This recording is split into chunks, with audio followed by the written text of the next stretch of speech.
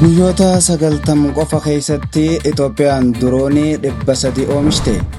Koomishiniin marii biyyaalessaa carraa gara fuulduraa Itoophiyaa murteessuuf mariin biyyoolessaa meeshaa olaanaadha jedhan. Gareen Itiyoo injiinaringiin ce'umsa teekinooloojii cimsuun sharafa alaa hambisaa jiran. Itoophiyaan oomisha qorichaa biyya keessaa jalqabuun Afrikaarraa kan jalqabaa taate. Walgahiin imaammata lafaa Afrikaa ja'affaan guyyaa har'aa Finfinneetti gaggeeffamuu eegale. Kanneen hangafoota oduutii Anrastan Mahammad amma oduu bal'inaan.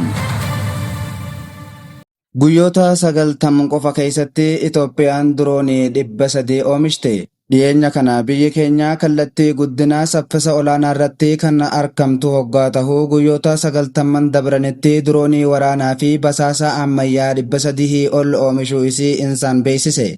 Dirooniin waraanaa kun yeroo dhiyoo asitti tajaajila kan eegalu hoggaa tahuu dirooniiwwan oomishame kanneen bu'a qabeessaa fi gahumsa guddaa kan qabu tahuunis himamee jira. Itoophiyaan teekinooloojiiwwan diroonii fi waraanaan saffisaan socho'aa kan jirtu yoo ta'u, teekinooloojiiwwanii fi hojiiwwan isii qoratanii gahumsa olaanaa qabaachuu isaanii mirkanaa'ee jira. Kana malees yeroo dhiyootti dandeettii oomishaa dachaa hedduu akka guddiftuu fi akkasumas diroonii adda addaa teekinooloojiin dabalatan hidhaman baay'inaan oomishuu akka jalqabdu insaan ifoomse. Itoophiyaan waraana amma leenjii olaanaa qabu miliyoona 1 ol qabaachuu alattis teekinooloojii fi olaantummaa qilleensa isii waraana Afrikaa keessatti ammayyaa fi humna guddaa qabu ijaaraa akka jirtu mirkaneessan jechuun gabaafame. Koomishiniin marii biyyoolessaa carraa gara fuulduraa Itoophiyaa murteessuuf mariin biyyaalessaa meeshaa olaanaadha jedhan. Seensa qeenxee rakkoo ijoo ta'an gara walitti fiduun garaagartee jiru hiikuu keessatti waliin mari'achuun dhimma murteessaadha jedhan koomishiniin marii biyyaalessaatti qindeessan qabinsa komii obbo Buzunaa Asaffaan. Cabinsi siyaasaa jiru garaagartee olaanaa uumuu kaasuun kunis yeroo adda addaatti walitti bu'insa uumuun miidhaa garaagaraa dhaqqabsiisaa turuu himan. Kanaaf carraa gara fuulduraa Itoophiyaa murteessuuf waliin mari'achuun dhimma murteessaa tahuu obbo Buzunaan cimnaan ibsan. Itti fufoonis walitti bu'insa keessatti mo'ataan hin jiru kan jahan obbo Buzunaan mariidhaan garuu rakkoon hin furamne akka hin jirre hubachiisuun carraan biyyaa marii malee wal ajjeesuun hin murtaa'u jechuudhaanis himan. Kanaaf aadaan waliin mari'achuu caalmatti babal'achuu akka qabu eeruun adeemsi marii biyyaalessaa hanga ammaatti jirus abdii olaanaa kan namatti horu tahuu dubbatan. Kutaaleen hawaasaa garaagaraa sadarkaan jiran bakka bu'aa isaanii filachuun ajandaa irratti mari'achuun irra jiru kennachuu kaasan. Kanaanis naannoleen 12 bulchiinsonni magaalaa 2 waldaaleen paartileen dhaabbileen mootummaa fi siivilii dabalatee kutaalee hawaasaa sadarkaan jiran ajandaa bakka bu'a ja'an kennachuudhaan rakkoo bahu. Dhimmoonni jajjaboon akka biyyaatti irratti mari'atamuu qabu adda bahuu dubbachuun cinatti biyyi akka araaramtuu garaagartee madda walitti bu'insaa ta'an irratti mari'achuun biyya hundaaf taatu ijaaruuf xiyyeeffannoon addaan hojjetamaa jira ja'an.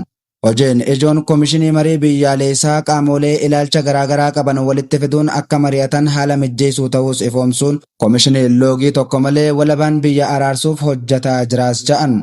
Qaamoleen hidhannoon socho'an karaa guutuu ta'een maricharratti akka hirmaatan koomishinichi waamicha biyyaalessaa dhiyeessaa jira ja'an obbo Buzunaa Asaffaa turtii miidiyaa waliin taasisaniin.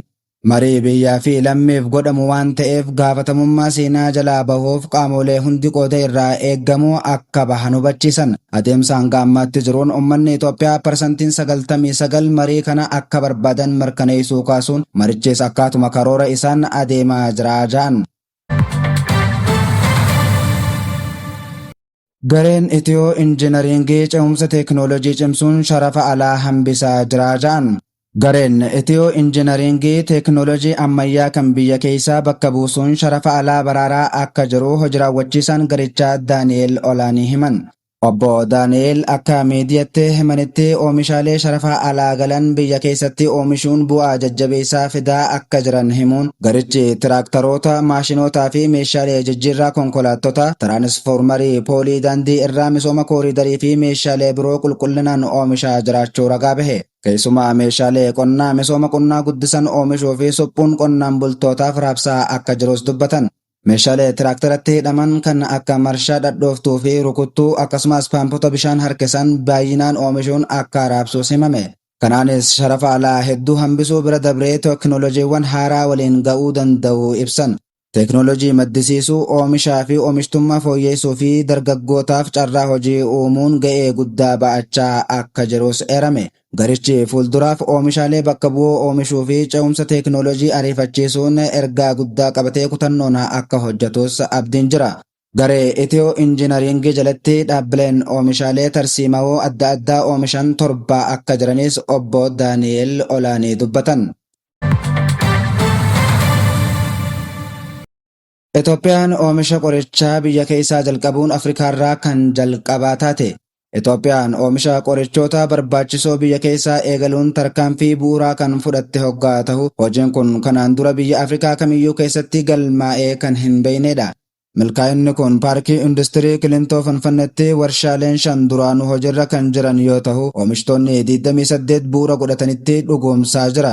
Oomishni qoricha biyya keessaa hirkattummaa Itoophiyaan galtee biyya alaa irratti qabduu haalaan hir'isuu baasii qoricha biyya alaatii galfamuu dhibbantaa 60 hanga 80tti hir'isaa ja'ameeti eegama.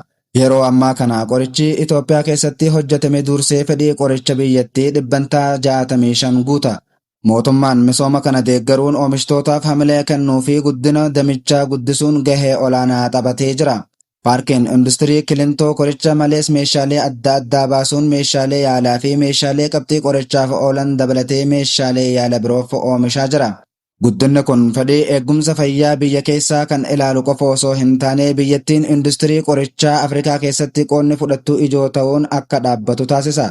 Itoophiyaan amma dandeettii qoricha gara saboota Afrikaa birootti erguuf kan qabdu yoo ta'u, damee eegumsa fayyaa ardii kanaaf tarkaanfii guddaa ta'uuf jira. Walgahiin imaammata lafa Afrikaa ja'affaan guyyaa har'aa Finfinneetti gaggeeffamu eegale. Yaa'icha irratti biyyoota Afrikaa fi dhaabbileen idila addunyaa garaagaraa qaamolee imaammata baasan qorattoonnii fi qooda fudhattoonni argamanii jiru. Yaa'ichi dhimmoota bulchiinsa lafaa, haqaa fi beenyaa lammiilee Afrikaa fi diyaaspooraawwan Afrikaa irratti kan xiyyeeffatedha. Yaa'ichi haala imaammatawwan bulchiinsa lafaa fooyyessuun danda'amu irratti kan mari'atu ta'uun ibsame. Muuxannoon imaammataa fi tarsiimoo lafaa biyyoottanis yaa'icha irratti kan dhiyaatu ta'uun himame. Eegaan kabajamtoota hordoftoota Oromoo Voice Miidiyaa oduu fi odeeffannoon har'aaf jennee walitti qindeeffannee kan hanga ammaa ture. Sagantaa biroon hanga walitti deebinuu nagayaan nuuf tura.